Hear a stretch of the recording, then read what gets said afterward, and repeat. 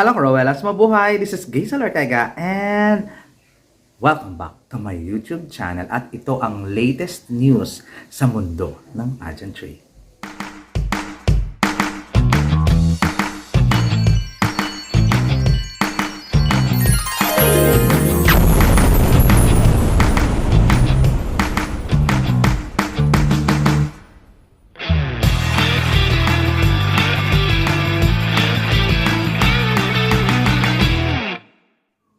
Hello! Kamusta po kayong lahat? Siyempre, may bago akong segment.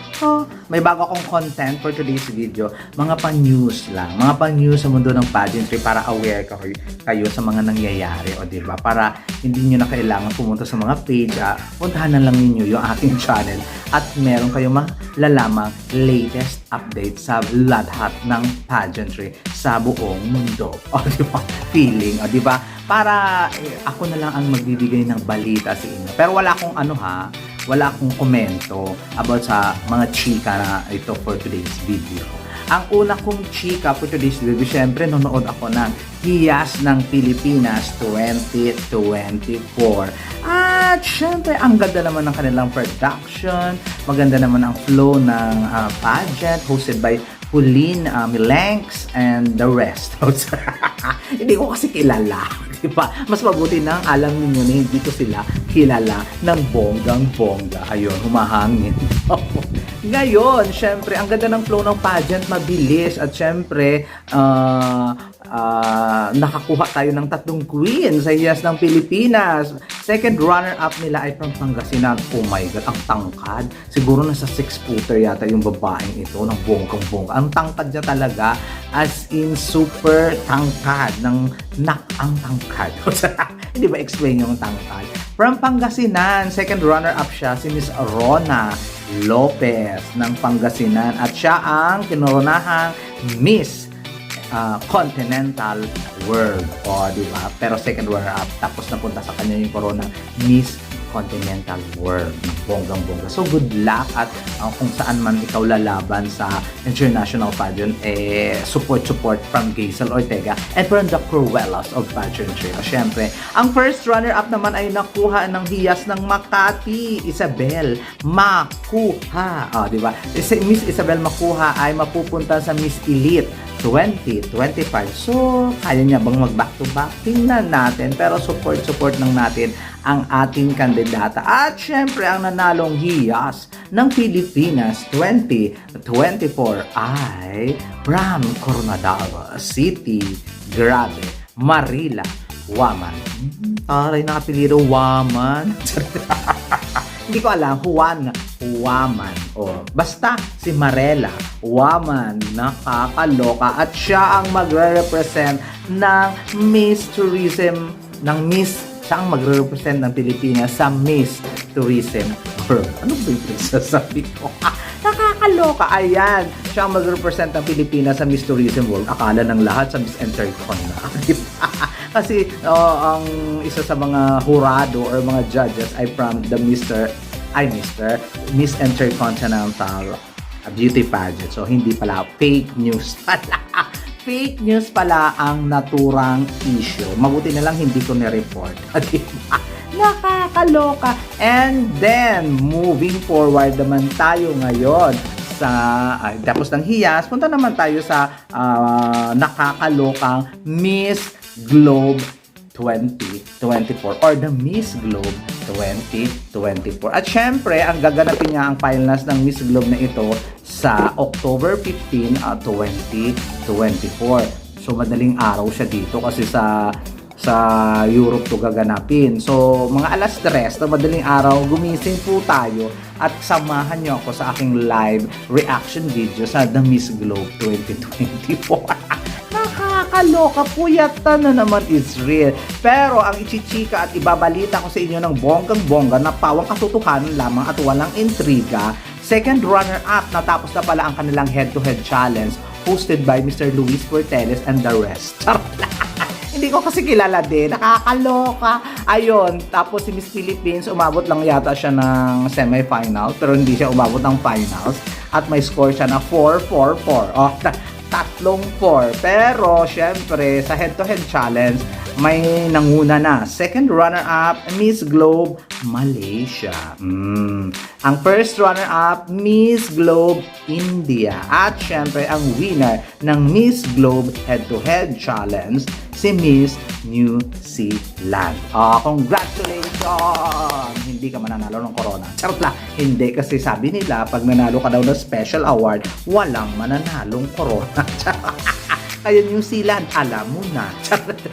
Charot lang. So, ayun. Ayun yung ating pa-update sa Hiyas ng Pilipinas at saka sa Miss Globe. Siyempre, dito tayo magpa-update sa pinaka-nakakaloka at pinag-uusapan ng bonggang-bongga.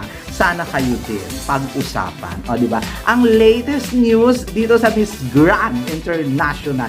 Pero, bago muna ang lahat, nung pinifilm ko ang vlog na ito, October 14, 2024, tanghaling tapat. Ay, kasalukuyang nag-host si Miss CJ Opiasa sa isang lunch party ng Miss Grand International at ini-interview niya yung mga kapwa niya kandidata at talagang binigyan siya ng pagkakataon na maging host doon. Kung nakakaloka, kung gusto niyong malaman at kung gusto niyong makita, ay punta lang kayo sa Miss Grand International Facebook page at doon ninyo makikita ang kanyang pagiging host. At ang nakakatuwa, ang galing-galing talaga ni CJ. Ang super brainy talaga. Super galing talaga ni CJ. So wala muna akong comment, report lang tayo dito. Ngayon, lumabas na ang mga picture ng mga swimsuit talaga. Yung top ng mga best in swimsuit. Ano ba ang pinagsasabi? Tama ba to? Hindi. Maghahanap ang Miss Grand International ng top 20 contender for the best in swimsuit ng bonggang-bongga. 10 finalists through public voting, while 10 more, English, nakakaloka, will be chosen by the judges. Parang tama yung English ko for today's video. Ang tanong, sino sino yung judges? Wala namang pinakilala nung swimsuit competition, wala lang. Alaonos. Yun yung kwaderno ko. Nakakaloka, kwaderno. Talagang lumipad-lipad talaga ng hangin. Ayan. Ang tanong, sino ba yung mga judges na mag-aano na to? Na mamimili ng 10 kung sino ang the best. At saka, top 10 finalists through public voting, while 10 more will be chosen by the judges. Yun nga yung iniisip ko. Sino pa yung mga judges? Yung mga janitor? O yung mga marshal? O yung cast ng barko? O yung mga pahinante doon sa barko? O yung mga media na nandun? O diba? Hindi na specify. Basta, pipiliin yung 10 ng mga judges daw. O ganon. So, sige na. Maniwala na lang tayo. Maniwala na lang tayo. Siyempre, kung paano bumoto ng bonggang-bongga para makaabot si CJ Opiasa sa top 10 sa public votes, pumunta po kayo sa Facebook page ng Miss Grand International. I-follow niyo ng bonggang-bongga ang kanilang Facebook page. At siyempre, kung gusto niyong bumoto kay CJ Opiasa, pumunta po kayo sa picture niya. I-click ang picture niya, mag-like at automatic 10 points. Yun lang po. Hindi. Kailangan i-click ang picture, mag-like, automatic 10 points. I-share sa inyong mga page or whatsoever man yan kung kanino nyo gustong i-share sa mga jowa nyo, sa mga ex nyo, or kung sa mga inutangan nyo. I-share ninyo ng bonggang-bongga para maloka sila na nag-send kayo ng picture na nakabikini si CJ Opiasa. Nako, 5 points din yan. So, sa isang tao, walang bayad, 10 points ang isang like. Like lang ha. Huwag tanga. Like lang. Walang puso, walang heart, walang care, walang sad, walang anger. Like lang ang valid. Like, 10 points. Share, 5 points. Yan. Sa Facebook yan ha. Dapat nakafollow. Next, punta naman tayo dito sa Instagram. Baka ex na naman yung pinuntahan. Ang daming mga skandal ni Troy, ni Mark Anthony, ni Dieter, at ni Gazel Ortega. Charot lang. Ayan, punta kayo sa Instagram, follow the Instagram of Miss Grand International. Tapos, syempre, pagkatapos nyo mag-follow, i-like ninyo, punta muna kayo sa picture ni si JF Yasa at i-like ninyo 10 point. Matatapos ang botohan sa October 16, 4 p.m. Thailand time. Klaro? Charot na. Nakakaloka. Parang hindi ako nagre-report at saka nagbibigay ng news, kundi parang nag-uutos. Ayun guys, yun lang ang ating reporting for today's video sa mga fans ng mga pageantry. Kaya sa mga hindi ka nakakanood, i-chika na ninyo, si Gaisel Ortega mayroong mga pa-update sa latest. Kung gusto nyong malaman ang mga latest update sa mundo ng pageantry, punta tayo sa channel ni Gaisel Ortega. Pati share naman ninyo yung chika, di ba? Hindi po to chika ha, at legit to na reporting.